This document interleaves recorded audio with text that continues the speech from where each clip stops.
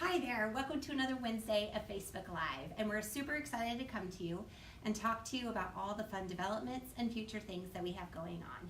So first, we shall start with special announcements. And I also want to say that today's been just a super fun day, and just being able to connect with people and listen to their stories, and it has just been, some days are just good, and there's lots of connections with people finding out really wonderful things about themselves, and just watching them on their journey. I'm just really thankful and honored to be part of that with them. So I just wanted to say that. And again, I'm trying to be organized and keep my notes together, so here we go. So first thing I wanted to let you know is that Vibrant continues with its GI special with certain insurance plans that you can do your food allergies and food sensitivities and respiratory allergies for super cost-effective bundle price. And I think it's awesome that we should all know if we have food allergies and food sensitivities, because so much acne, bloating, irritable bowel, heartburn can simply be improved or remedied by elimination of trigger foods.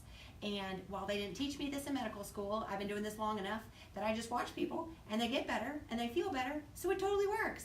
So if you don't know these things about your body, it's just a super nice thing to know, because you don't have to feel that way. And then the next thing to let you know is don't forget to come by and see us at Michelli's here in Lawrence this weekend for another wedding special. And we're super excited to be there with our menus and our rockin' awesome chapstick, and to say hi to all the new brides and brides' moms and grooms. Also to highlight that we continue to talk about our parties for wedding parties, as well as a lot of times like brides and grooms for like IV therapy, for hydrofacials, massage. I mean, we could put together something super, super fun and make it a regenerating party, as well as an opportunity to go out and have a great time and not have to get in an airplane to go somewhere else, because we're right down the road and we're right here in Lawrence, Kansas. Okay. And so we also have a chemical peel special going on, which I'm super excited about. And then our special, knowing that Valentine's Day is coming up, is lips and libido special. So I'm actually talking about lips. So we're doing $50 off lip filler with Carrie, because Carrie's got amazing hands and she's super kind and amazing. So if you want your lips to look nice and plump so that you can just kiss super, super great on Valentine's Day, we'd love to help you with that. And then we also have our libido special. Now you can always inject filler in those other parts, but I'm not here to talk about that today, although I could talk about that if you're curious. So right now I'm just talking about more GainsWave and FemiLift.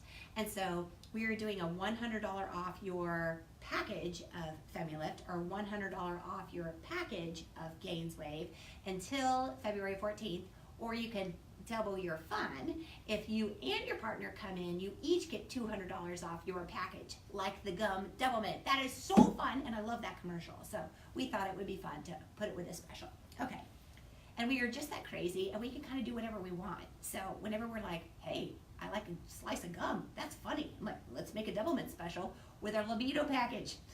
It's just kind of fun. Okay, so the other thing too I want you to know is the Gracefully Gifting ends today. So you can go on their website and kind of bid on that, I believe is what it is.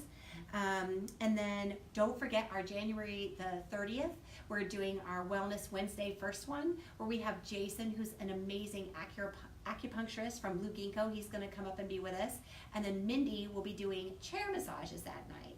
So don't forget to come up that night. Don't forget to come in and stop in and get a hot cold massage, or hot stone hot stone massage with Mindy, or any of the other rockin' awesome massages that she does. And so, and don't forget to like us on your Facebook, Instagram, and I'm trying to get better about that whole tweeting thing. And I also had to tell Lauren today that I somehow eliminated some picture, and I'm so sorry. It's so basic. I can do a hysterectomy, but somehow I'm still challenged about Instagram. So I'll catch up on it, I have hope. Okay, so the supplement of the day. Today, we are going to talk about detoxing. And so there's so many different detoxes on the market, and some people will do a food detox, and I'm just here to talk about a protein powder and supplement detox. We happen to have two separate ones in the office, one from Designs for Health and one for Orthomolecular. The Designs for Health one goes for 14 days, this one goes for 7. So a lot of times, just knowing I'm a fellow human being, is human beings love the least amount of tablets and the quickest results. That's just human nature. So that I'm just going over the Orthomolecular one today, and it comes in either vanilla or chocolate. So if you said, what the heck does a detox do? Okay, so let's think about your liver. Your liver sits right here underneath your diaphragm. It's kind of like Manta Ray from Mr. Ray from Nemo, kind of looks like a manta ray. So it spans from side to side. So it's smaller over here and then wedges out over here, and your gallbladder's right there. Now you can actually lose like 80% of your liver and it grows back, which is just a super cool fact that I think is rockin' awesome. But we're not talking about that. I just thought you should know. So what your liver does is a big filtrating system that it helps tag kind of goo and trash and get it out of your body. Okay. Now, if you think by the time you're my age, I've had a lot of goo go through my body, and so there's these processes or reactions that things go through. So sometimes the gears get clogged and the reaction doesn't go as fast. But if you just unclog the gear, the goo moves fast again. So these just unclog the gears. Hopefully that makes sense, because I just think my body wants to tag the trash. It has to go through one gear and then another gear, and then it kind of pushes it out. So the gears are phase 1 and phase 2 conjugation of the liver. So when you do this detox, what happens is that you start with a protein powder that has all of these different supplements in it, and you start by increasing phase 2 conjugation, or the last gear, because it doesn't make sense to increase the first gear and then make all this junk clog up and not be able to get it out. So basically you do the protein powder for 2 days, not 2 days, twice a day, and then you do the phase 2 conjugation for those 2 days too. And then you start with a phase 1 conjugation so that you can get it out faster, and then you start bringing things through really nicely. Now, what I learned when I did my detox, and again, it's only 7 days, so basically it's 2 protein shakes, you do 1 supplement for 2 days of that, and then you add another one for the rest of the 5 days. It works really nicely. It's not torturesque, it's not horrible or bad in any way. So a lot of times you'll lose weight when you do this, and you lose weight because you get rid of gunk. That just makes sense. So that's why a lot of people do these. So what I noticed with this too is it also encourages you to eat whole foods that are good for your body. So when I did mine, I noticed my stomach is flat. Like, I don't have to feel bloated, it doesn't hurt. Why? And then when I reintroduced the foods that were triggers, my stomach got bloated and it hurt again. So for me, it helped me understand that I am one of those people that has food allergies and food sensitivities, and it's a true thing, because we love trying everything. And then when I eliminated those trigger foods, I felt so much better. So it helped me know to look deeper, and it helped me know that my body has the capability to just always have the best day it can have. So that is a detox in a nutshell. So then also about our specials really quickly. I was going to do one specific procedure today, but now I'm just going to kind of briefly talk about GainsWave and FemiLift again. So GainsWave helps with erectile dysfunction for men, because 80% of erectile dysfunction is vascular, 20% is neurological. So it's just about blood flow. Now, at least 40% of males at 40 have erectile dysfunction, and it goes up by 10% every decade of life. So this is the most normal thing that I could talk about every day, but so many people don't want to talk about it because they feel embarrassed, or I don't know exactly why, because for me, it's just part of the day. So I just want to welcome people if they ever want to talk about it. We've got like tons of different things we can do to help, and you don't have to feel that way if you don't want to.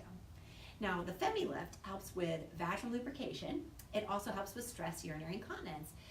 So many people go and you see a lot of women when you're working out with them run out and go to the bathroom, or they go to the bathroom before they work out, and then, or if they have to wear a pad, or they stop jogging because they lose urine. And you know what?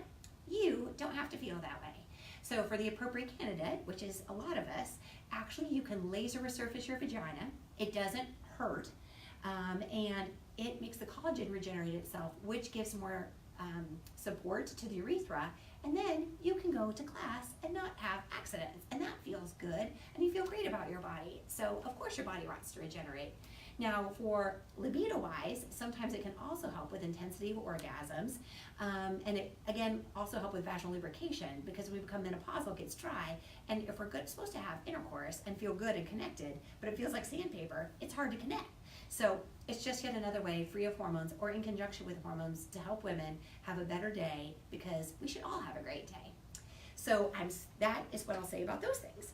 So today, what I really became motivated about, and these things just kind of hit me as I drive down the road, is I am just going to freely talk about the system. So if you say, what the heck is that? I'm just going to talk about the medical system. So I was a hospital-owned employee for over a decade of my life. And when you go to medical school and you become employed, that is your reality. You just go, you see patients, you order things, you write prescriptions. I really didn't have any idea of how much it costed. I had no idea of really what the insurance system was like other than my own experiences. Now, in residency, it also is interesting that you don't have a lot of that perspective either. Or maybe they've changed things since I've been there, because when I was in the OR, there's like this big storage place in the middle with tons of stuff, and we would run out from the OR and pick it and take it back in. So sometimes you're running out picking up these $1,000 things and taking them back in the room. And so now, as a private practitioner, I'm much more aware of how much things cost. And I don't want to be wasteful and increase charges for patients. I never wanted to do that anyway, but it just wasn't part of the training that you receive. And so it's kind of a learning curve. Now, the reason I really became motivated to talk about the system is I wanted to highlight what you can do and what I can do as a consumer to navigate the system more effectively and more cost effectively without such intimidation. So, and I'm not speaking anti-system. From this discussion, I'm just speaking pro-patient. So I didn't know a lot of times that you could pay cash for services. Like, I didn't know that. And I was always intimidated by the fact of who can pay cash in the medical system, because how do you even know how much it costs? And it's so expensive. So, but since being outside the system, I have learned a lot of things. And so I'm going to talk about them in reference to lab work, radiology, physical therapy, and prescriptions. Okay, so our medical system is super confusing. I wrote little notes to myself, so I stayed on target. Our medical system is super confusing, and oftentimes it lacks transparency, meaning you go in for a visit, you have absolutely no clue how much it costs, how much your cost will be. It's intimidating, because if you don't know how much it's going to cost and then you're going to get charged, you really don't have to feel good to go in. Or the other thing I would see when I was in my gynecology practice is people would come in for their well-woman exam, but they save up all their problems when they come in, because it's like, hey, my insurance pays for this whole visit. This is the one time I go, and this is my laundry list of issues. And a lot of times, again, you just don't know how much it will cost, so people don't access the system. So issues of healthcare also include the fact that the cost of care goes up, the cost of our insurance every month is going up, and our deductibles are going up. So you hear routinely of people doing like cafeteria plans where they're in like a self-insured plan. You also hear of people who pay a lot of money, but their deductibles are like $6,000 or $8,000. So here's some ways to navigate the system that might make your costs less. And so number one, think of labs. Okay, so we can't just say, hey, I've got this insurance or that insurance. What does my plan cover? Because there's literally hundreds of different contracts under that. So your insurance company doesn't tell you really out forward. I mean, you have to look at your plan to figure out how much your lab actually covers, or your insurance actually covers. Now, your insurance also only covers certain codes, and if it doesn't cover the code, then you have to pay the cost. So how it works a lot of times is a lab has a contract with the insurance company. And the insurance company and them go together and they decide, okay, well, I'll give you this for this and that for that. But if your insurance doesn't cover the lab bills you retail, okay? Now, retail is a lot more than you would pay if you just went in and said, hey, I don't have insurance. I just would like to pay cash. Now, the other thing I want you to know, in the fiscal year 2019, every single hospital has to, and this is because of CMS and Medicare and Medicaid, they've required every hospital put their standard charges on the internet. So I did that. I went on the internet and looked at various different hospitals and their charges for different labs and these other things we're going to talk about today. And so right now, I'm just going to talk about the difference in price, because it just doesn't make sense. It makes sense as to why it is that way, but it doesn't make sense as to why it is that way. It's like not financially, I don't know, it doesn't make sense. So the reason it does make sense is our system is difficult, lacks transparency, and it's like a super big monster and confusing. So some of the hospital charges, if you were going to get vitamin D, just vitamin D, anywhere from $137 to $241. So if your insurance says, I'm not going to cover vitamin D, you get charged anywhere from $137 to $241. But if you came into the office and said, hey, I'd like my vitamin D check, please, don't run it through my insurance, $34.30. A comprehensive metabolic panel that looks at liver functions, kidney functions, $65. Your cost, if you just paid cash, is anywhere from $8.55 to $36, depending on what lab you paid. A CBC, that's looking at hemoglobin, hematocrit, white blood cell count, platelet count, from hospitals was anywhere, or using your insurance, anywhere from $42.18 to $160. If you pay cash, $6 to $10.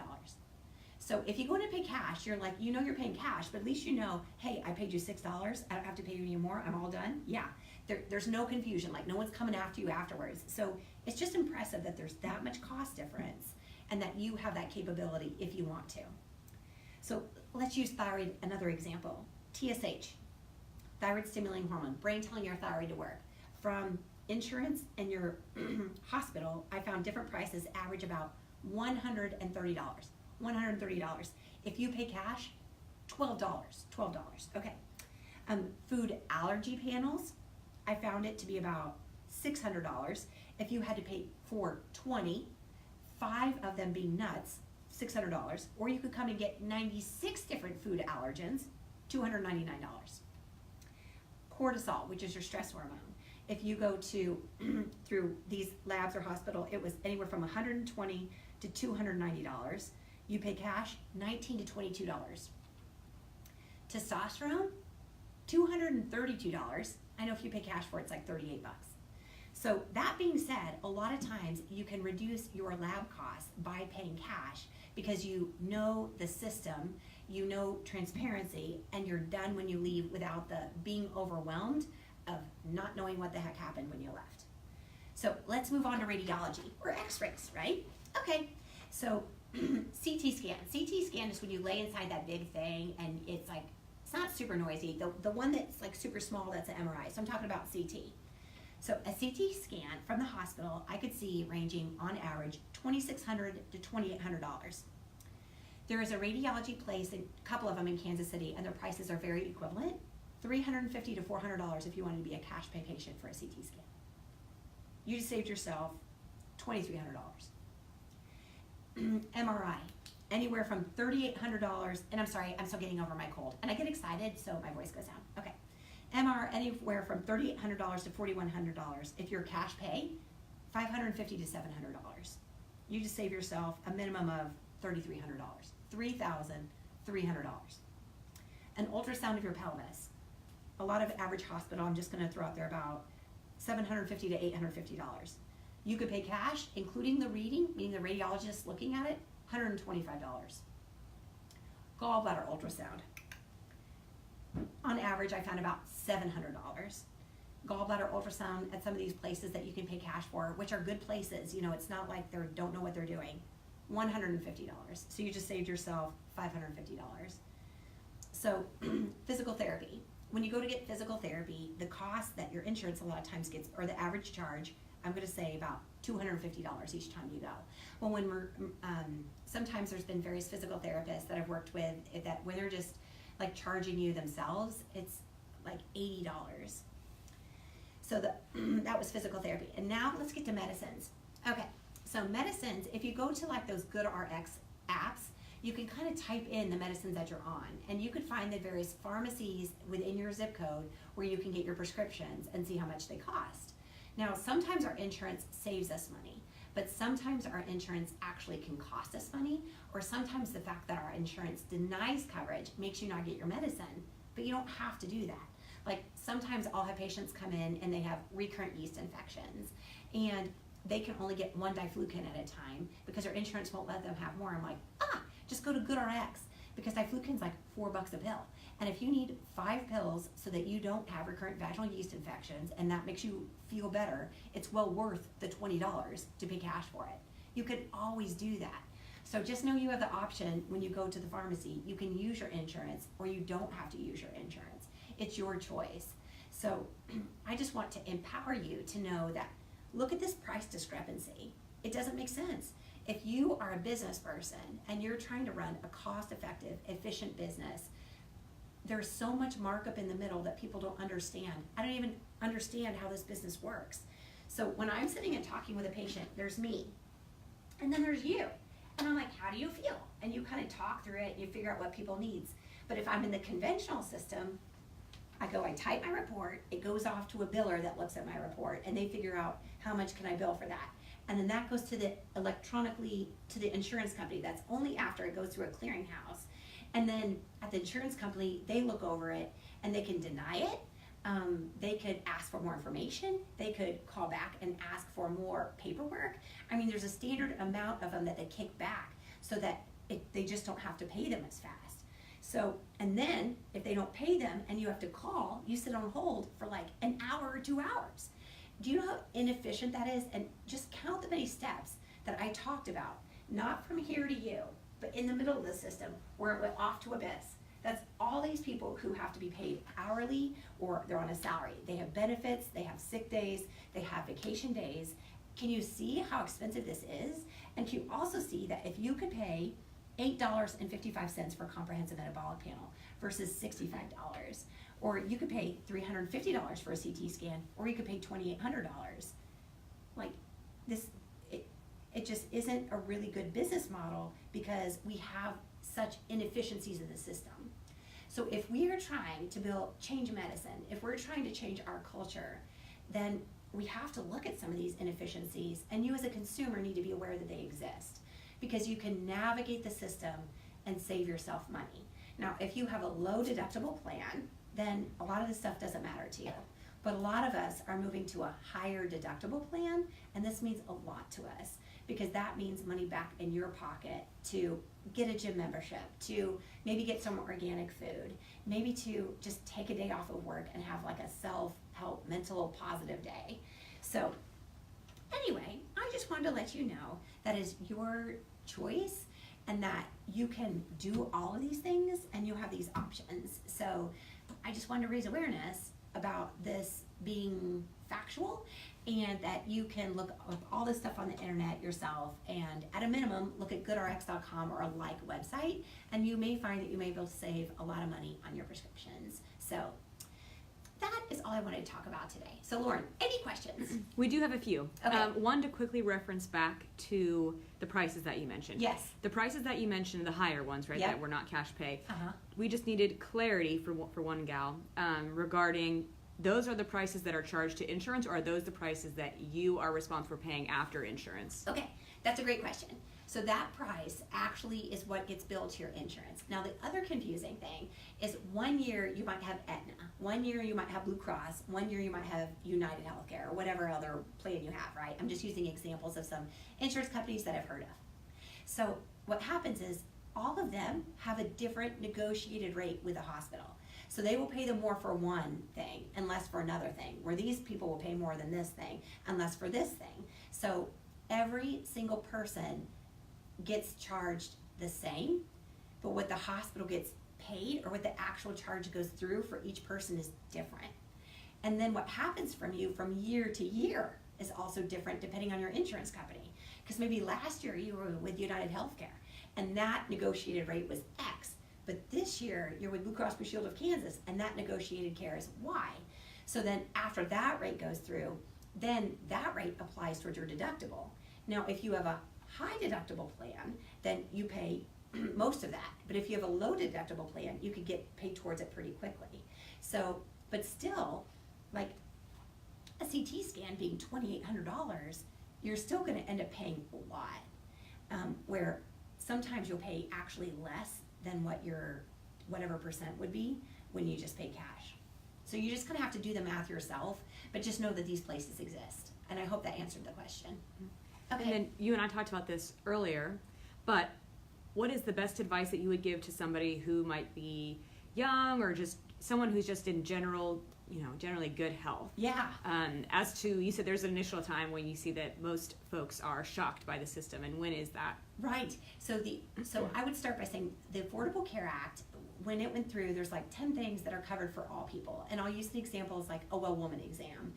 Number 2, like contraceptive management. So usually, unless your plan was grandfathered in, or like there's some exception to the rule or something for that particular plan, which isn't very common, then like marinas, IUDs, they're covered at 100%. Birth control pills are covered at 100%. Your pap smear, your exam, it's covered at 100%.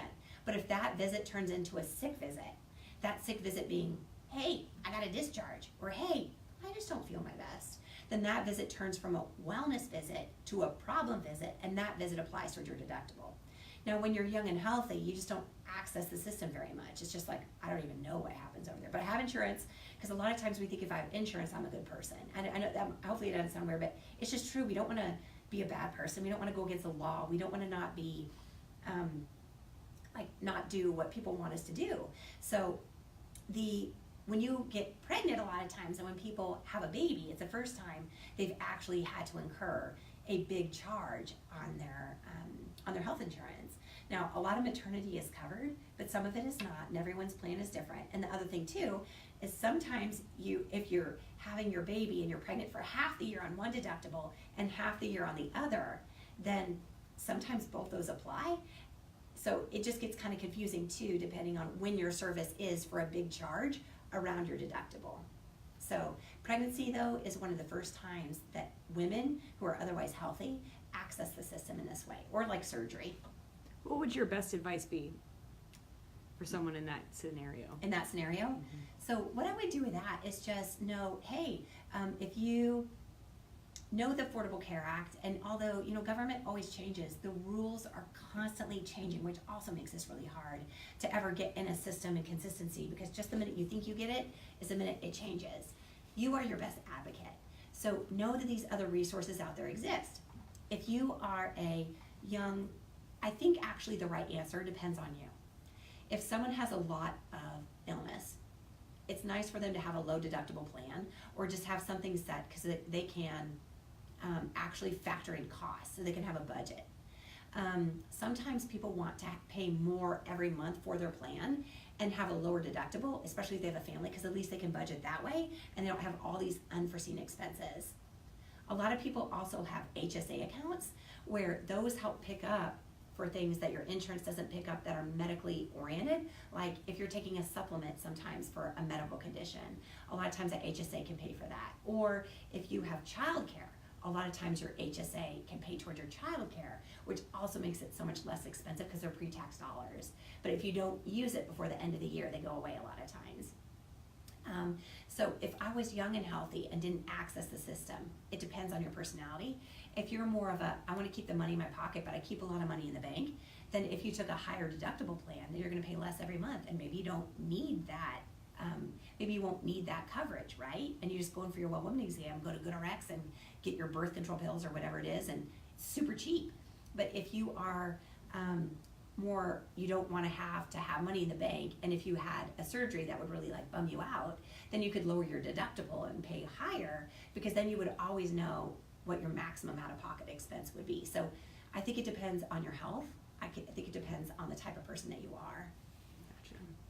We have a few questions about some of the earlier specials, not to let's go too for far. But okay, FemiLift. Yeah. Is there an appropriate age, or if a younger person who hasn't had children is experiencing any of those symptoms, or is there an age that you see that this is really beneficial? Is there a time, a stage of life that you see that is really beneficial, whether it's perimenopausal? What is your best suggestion? I would say the two biggest populations that we most likely would see would be the perimenopausal population, menopausal population, or like after you've had a baby population. Because after you've had a baby, if you're breastfeeding, you don't have any hormones because your ovaries are on vacation because you're breastfeeding. And sometimes too, if you're not breastfeeding still, there's a lot that's happened. So what this does is it works with your body's ability to regenerate itself. Now, your body's ability to regenerate itself is the same from the day you're created until the day you die. If you stimulate collagen in a certain way, it wants to heal itself. So literally, you don't have as many of a population at 20, 21, 22 having stress urinary incontinence because they still have so much youth. But you know what? They're still human. So of course, if that patient was a candidate for the FemiLift, if they were having vaginal dryness because they were on all this Depo, or if they had stress urinary incontinence because they had some anatomical uniqueness, yes, you could still treat those patients with this because they still are human and their tissue is going to respond the same way. The other thing I would say too is sometimes if we were going to do like a mesh or a TVT or a TOT, we would counsel people not to do that until after you've had babies or after you're done with babies, because you don't want to tear it out after you deliver. Well, now we don't really feel that's the case. But the other thing too is when you regenerate your body, that is your next permanent way of being. So it's not like you tear yourself out or you make your procedure not effective. So literally, you could continue to femi-lift yourself your whole life when you need it, and that's fine. Like, you never have too many femi-lifts you can do. So I'm just trying to say that if you have an indication at any step of life, you can do it, and you could always do it again later. So hopefully that made sense. And then one last question about some of the detoxes, that there are a lot of detoxes out there, and certainly a lot of celebrity endorsed, types of detoxes, whether it's related to tea or juicing. And so some folks just wanted to know about your thoughts on that and how something like the Core Restore differs from those. So all I can say is that I know there's so many different ways that are out there, and even though I tend to think outside the box a little bit, I still went to medical school and I still am a scientist. And so not to say those other things are not scientifically proven, I'm not saying that at all. I'm just saying that I also love data, and I love orthomolecular, and I know that I can look at this brand, or I can look at it like an FDA regulated, or I can look at some of the supplement companies that I feel are very scientifically based, and I trust what they say to do what they say they do, because they have to do and put in their ingredients what they say is in here. Because a lot of people don't have to prove what's in their tablet is what they say it is. So I know that these supplements in this proportion should have the effects we're talking about. So that is what I think is, to me, is different with this than the other ones, is I can vouch for this because I know it is what it says it is. Not that fruit isn't what fruit is, not that vegetables are what vegetables are, but I have absolutely no clue how many lemons they put in. Does the size of the lemon change? There's so many variables in that you can't control. In this, they're controlled. So that's why I say the difference is that I just feel like these are very objective, and I love data. I think to add to that, a lot of the folks who have talked to us about detoxing is kind of around this myth that it has to be an all liquid diet, it has to be a tea, it has to be, I can only eat or only consume fruit juice for 7 days and I feel miserable. But I think a big difference with the Core Restore is that it's just introducing proteins and multivitamins into your diet, and that it incorporates or it really requires you from day one to eat whole foods and to be more mindful about what you eat. It's not limiting in that sense. It's not limiting caloric intake in any way. Not limiting because everything we do too, I feel like I would never be about restriction of the human body or hurting the human body or tightening it up. I'd never be about that. I'm all about feeding it and balancing it and loving it. And so it was just a way that it was super doable. I did not feel hungry on it because I'm not calorically restricting my body. I'm just eating whole foods, which I should do anyway. And so it just helped me turn on to the fact that I could feel better. And then it turned on to the fact that maybe I did have goo in my body that I got rid of. So I just think that you can feel good without punishing yourself. They don't have to go together. I think the biggest takeaway I took from it was being more mindful about what I eat in the day, because it can be easy to be mindlessly snacking or consuming processed foods for quick bursts of energy, whereas this obviously doesn't, asks you to avoid those foods. Yeah, and it just helps you reset. Mm-hmm. Just reset and know your body and teach yourself. I have so many people that do Whole30, but then they quit Whole30 and they go back to eating the other way, and they're like, I felt so good on it. I'm like, I know, but it's just obvious. We evolved in a cave over hundreds of thousands of years, so all this is doing is having you eat the way that we evolved. It's so simple. Yeah, and so is Whole30, right? It's just eating whole foods the way we evolved to do, and when you give your body what it understands, it likes it. Yeah.